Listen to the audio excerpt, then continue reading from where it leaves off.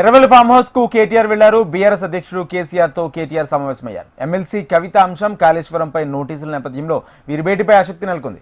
America నుంచి వచ్చాక కవిత ఇంకా తన తండ్రి కేసీఆర్ ను కలవలేదు. తాజా పరిణామాలపై కేసీఆర్ తో కేటీఆర్ చర్చిస్తున్నారు. ఇదే అంశానికి సంబంధించి పూర్తి సమాచారం మా ప్రతినిధి గోపాలకృష్ణ అందిస్తారు. గోపాలకృష్ణ. కేటీఆర్ కేసీఆర్ దగ్గరికి చేరుకున్నారు. ఎర్రవెల్లి ఫామ్ హౌస్ లో దాదాపు 40 నిమిషాలుగా వారిద్దరి భేటీ కొనసాగుతోంది. తాజా రాజకీయ పరిణామాలు, ముఖ్యంగా కవిత అంశము, అలాగే కాళేశ్వరం నోటీసుల పైన చర్చిస్తున్నట్టుగా మనకున్నటువంటి సమాచారం. ఇప్పటివరకైతే కేటీఆర్ ఇంకా ఫామ్ హౌస్ లో ఉన్నారు, ఆయన బయటికి రాలేదు.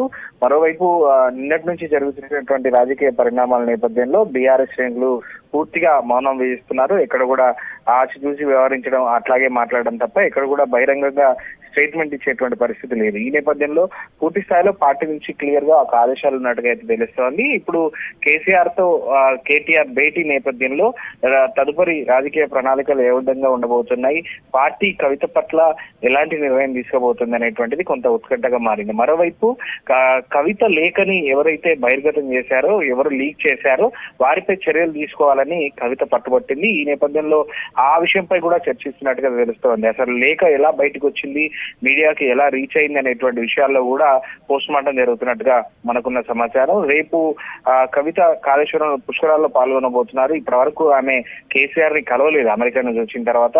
సో కేసీఆర్ కవిత మధ్య సంభాషణ కొనసాగుతుందా లేదా అనేది కూడా ఒక ఉత్కంఠగా మారింది. సో ఫామ్ హౌస్ కు ఆమె వచ్చి నేరుగా కలవడం కానీ ఇదంతా జరగలేదు. ఆమెతో కేవలం కేసీఆర్ ఫోన్ లో మాట్లాడినట్టుగా మాత్రమే మనకున్నటువంటి సమాచారం. అది కూడా అమెరికా నుంచి వస్తున్నటువంటి సమయంలో మార్గ మధ్యంలోనే మాట్లాడారు. సో ఈ వ్యవహారమే ఇప్పుడు ప్రస్తుతం కేసీఆర్ మధ్య చర్చనీయాంశంగా మారిందని చెప్పుకోవచ్చు. మరి ఈ అంశంలో రాజకీయ పరిణామాలు ఎలా మారుతాయి, ఈ భేటీ తర్వాత పార్టీ నుంచి ఏమైనా నిర్ణయాలు ఉంటాయా అనేటువంటిది చూడాలి. Thank you Gopalakrishna.